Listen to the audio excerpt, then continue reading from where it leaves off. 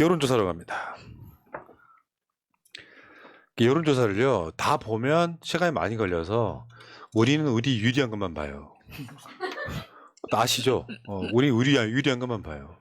근데 재밌는 게 있어서 알려드릴게요. 일단 갤럽에서는, 오늘 나온 갤럽에서는 총선 야당 당선 50%, 여당 당선 38%. 22대 국회의원 선거 결과가 정부 지원위에서 국민의힘 후보가 당선돼야 한다가 38, 정부 견제위에서 야당 후보가 많이 당선돼야 된다가 50입니다. 그러니까 자동응답이고 전화 면접이고 할 거 없이 이런 질문에는 대개 국민의힘 지지자라도 야당이 많이 당선될 거야, 또는 지금은 지지율이 조금 나왔지만 민주당이 당선될 거야 라고 하는 여론이 사실은 선거 때 제일 중요한 거예요. 그렇게 생각하는 사람들이 많으면 저쪽 지지층이 투표장에 안 나갑니다. 그러니까 고관여층 말고 저관여층들은 안 나가요. 어차피 질 거 이렇게 생각하고. 중도는 말할 것도 없게 넘어가시고. 근데 재밌는 게 이게 지금 그러니까 21대 총선 때 갤럽이 우리가 맞췄지롱 하고 보여주는 자랑거리가 저거예요. 그때도 어떻게 나왔냐를 보여주는 거예요. 민주당이 180석 했던. 그때 민주당이 이길 거야가 49, 지금의 국민의힘이 이길 거야가 39입니다. 그러니까 그 시점에서 봤을 때는 실제로 지금 여론조사대로 간다면 민주당이 비슷하게 압승할 가능성이 있다라고 갤럽이 참고사항으로 보여주더라고요. 저렇게 된다. 물론 딱 저렇게는 안 나와요. 저 사람들이 이제 저 느낌이 국민의힘 지지층 나름대로 고관여층 결집하고 민주당 지지층 결집하는데 어느 한쪽이 압도적으로 이길 거라고 생각을 하면 이길 거라고 생각하는 쪽들이 밴드웨건 효과로 투표장에 많이 나가고, 우리 질 거라고 생각하면 투표장에 안 나가는 경우가 훨씬 많더라, 이런 이야기입니다. 오늘 갤럽은 딱 이것만 써먹을 게 있었고요. 자, 그 다음에 또 하나가 뭐냐면 부동산 정책에 대한 평가입니다. 지금 윤석열 사실상 중산층에 계시는 분들 중에 윤석열 찍었던 사람들이 뭐냐, 집값 오를 거라고 생각을 해서 윤석열 찍었었잖아요. 근데 갤럽이 오늘 그걸 물었어요. 부동산 잘하고 있냐 물으니까 잘하고 있다 31. 요거 이제 나중에 총선 등으로 이제 저런 여론들이 만들어지는 거죠. 윤석열 뽑아놨더니 오히려 집값이 안 오르더라, 뭐 이런 이야기 할 것 같고요. 잘 못하고 있다가 44니까 윤석열의 핵심 지지층이 떨어져 나가는 소리 들리죠, 지금? 좀 들려, 안 들려? 들려요. 후다닥 통통 뭐 있잖아요, 뛰어내리는 소리. 그 다음에 또 정당 지지율, 지금 미디어 토마토 같은 경우는 민주당 45, 국민의힘 38 이렇게 가고 있어요. 저거는 이제 민주당이 갤럽도 그렇고 미디어 토마토도 그렇고 민주당이 좀 하락세인 건 맞아요.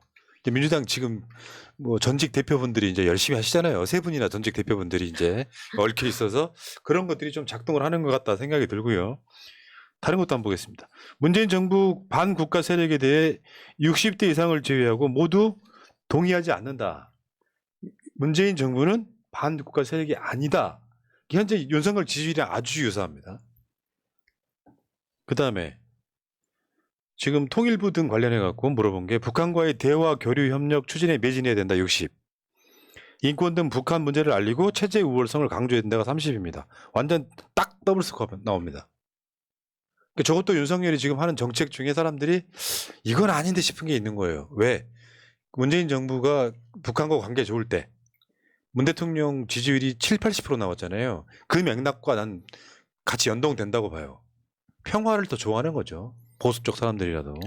그 체제의 우월성을 강조하는 게 얼마나 웃긴 이야기예요. 공산주의 체제보다 민주주의 체제가 우월하다는 게 이미 확고부동하게 입증된 게 1990년인데 지금 와서 무슨 체제의 우월성을 강조합니까? 강조하기는. 내 말이요. 다음에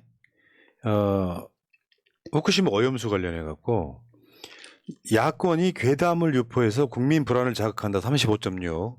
이제 이분들은 이제 대한민국의 정신병자들 숫자가 조정된다고 보시면 되고요. 정상적이지 않아. 정부 여당이 일본 논리를 옹호해서 국민 안전을 해친다가 56.1. 이게 계속 이슈가 되면 총선에 불리할 것 같으니까 8월달에 일찌감치 버리겠다 이건데. 착각은 하지 마라. 왜냐? 일본은 한번 버리면 계속 버리는 거지 한 번으로 끝나지 않는다.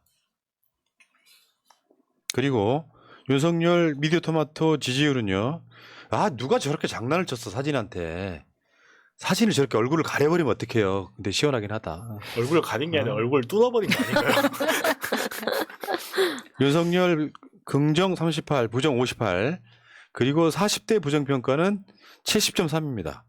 지지율은 고작 20%대 이렇게. 지금 30대, 40대, 50대, 60대까지도 윤석열 지금. 그러니까 어떤 이슈를 갖고 일시적으로 부양을 시킬 수 있어요. 빚내서 집 사갖고 주택 경기를 부양시킬 수 있지만 실제로는 윤석열이 정치를 잘하지 않는 한 제가 말씀드린 것처럼 박스권 안에서 계속 왔다 갔다 할 거예요.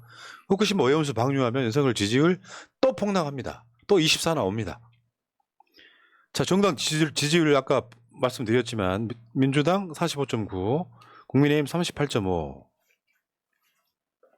그리고 모닝 컨설트의 윤석열 지지율은 긍정 24, 부정 70. 모닝 컨설트는 이번 주에 간신히 또 꼴찌를 면해서 꼴찌에서 두 번째, 그리고 기시다가 약간 한두 단계 정도 위로 올라갔습니다. 공부 못하는 것들끼리 진짜. 진짜 공부 못하는 것들끼리 모여가지고 무슨 뭐 있잖아 이제 그걸 열등반이라고 하나요? 학교 때 따라 남아가지고 저기 방과후 수업 더 해야 되는 애들. 여기까지 하시고요. 자, 이게 이제 이번 주 지지율 추인데 양평 땅 문제는 아직 포함도 안 됐습니다. 아니 포함 안 됐죠. 아직 포함이 안 됐기 때문에 월요일 날 리얼미터로 한번 소식 전해드릴게요. 감사해요. 기대됩니다. 근데 이제 우리가 여론조사 보면 아시죠? 어마어마하게 불리한 이슈가 윤석열 이슈가 터져도 지지율이 여러분들 생각하는 것처럼 많이 빠지진 않아요. 왜? 완고한 정신병자들이 버티고 있죠. 그렇죠. 그리고 완고한 정신병자들이 여러 가지 이유에서 지금 더 난리를 뛸 그렇죠. 때예요. 민주당 때문에 양평 고속도로가 뒤집어졌다라고 생각하는 사람들이 있다는 거죠. 자, 하바나님, 새날 운영비 소액 딜레이 감사해요. 고맙습니다. 하바나님이 지금 이제 막 뭔가 분발을 시키는데 안 따라오니까 애가 타는 거예요. 두 번이나 쏜 거예요. 감사합니다. 저번 촛불 집회 저기 연설하러 나갔는데 하바나님이 오셔가지고 저 오. 하바나예요. 그러셔갖고 오. 이렇게 무슨 분위기지? 왜. 자 여기까지가 여론조사였습니다.